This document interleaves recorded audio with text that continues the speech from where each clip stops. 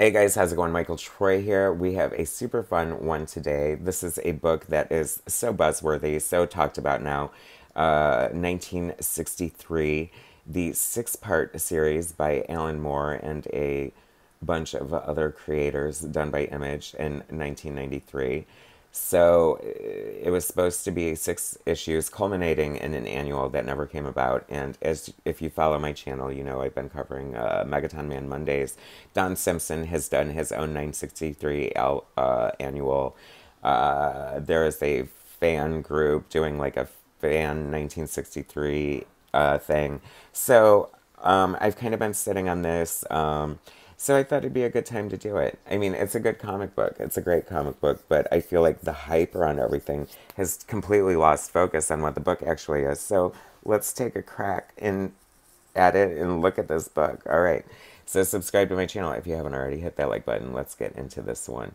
America's most exciting comic book. I love that. Like, this is obviously like a Alan Moore's riff on Fantastic Four. Deconstruction, derivative characters. Oh my, like, Alan Moore's a genius. You can take exactly what Stanley and Jack Kirby did and put your own, like, same spin on it. So, anyway, I know, whatever.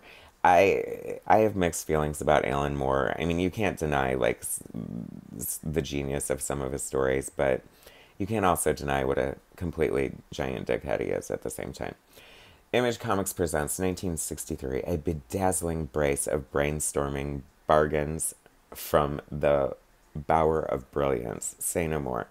Only that could come out of the pen of Don Simpson, the letterer.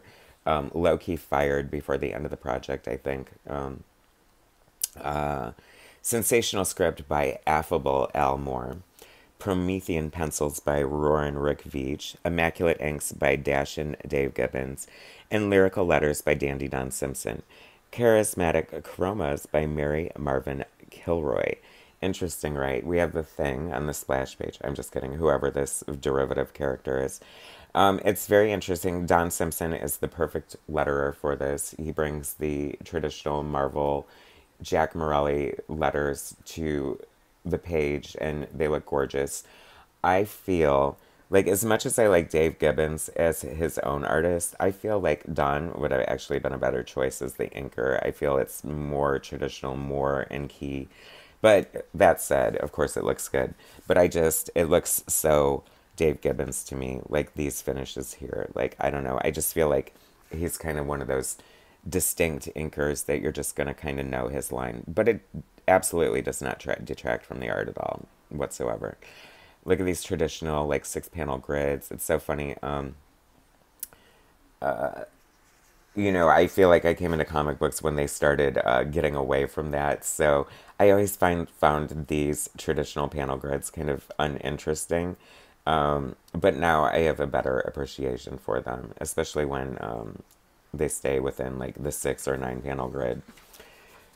So this is like the origin. I mean, like, whatever. This is just the Fantastic Four, but it's just so amazing because Alan Moore is doing it, and it's just like life changing. And nobody ever wrote thing dialogue via an avatar better than Alan Moore. I don't know. I'm just being sarcastic.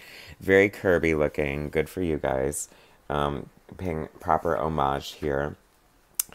I feel like, this is, typical Alan Moore introducing, like, bizarre concepts and, science fiction wackery, like, very in line with the sort of stories of the day. And, there's nothing wrong with this. The art is gorgeous. It's a fun book.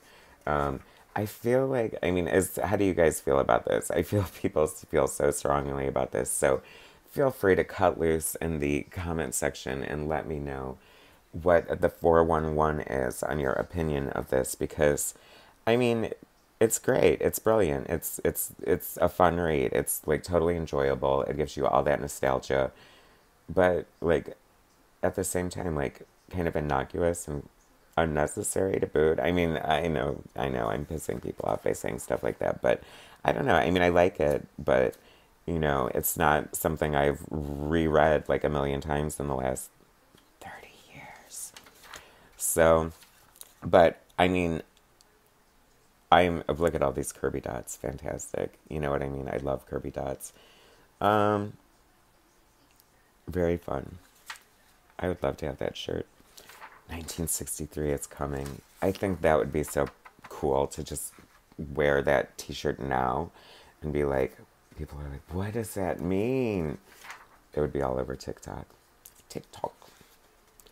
You know what's funny is that like I feel like a lot of the analogs for Fantastic Four groups have a lot of like non-human looking characters, and the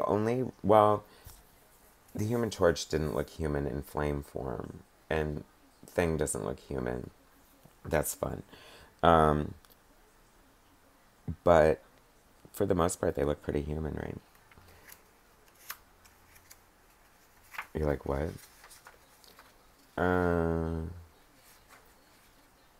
And I love this last page because this pays homage to Kirby's use of collage photocopies over the years, and I think that is so cool. When wakes the war beast? So I guess the Fury is next, maybe, and that's what we'll be looking at. I don't know, randomly, huh? I think I have 3 of these. I guess I gotta get the other ones. Oh, cool pinups here. Neon Queen. To all my fans, I mean, this is like very much like what you would see in Fantastic Four. I can see those beautiful Jack Kirby pinups to like the fans. Like, very, Stanley created that sort of, fan community kind of thing. What is this? Oh, Dandy Dawn. I recognize right away. I mean, isn't that interesting? Because I feel like, 1993 or bust. Yeah, obviously that's looking very much like his Rob Liefeld. Anyway, see, this is not to be included in Megaton Man Mondays because that would be like a total stretch. Anyway, Mystery Incorporated, 1963, America's most exciting comic from nameless Alan Moore. Nameless, shameless. What do y'all think? Did you like this book? Did you love it? Is it the best thing since canned beer or sliced bread? I'm not sure. But it is what it is. More to come. Anyway, thanks for watching, guys. Subscribe to my channel if you haven't already. Hit that like button, and I'll bring you more soon.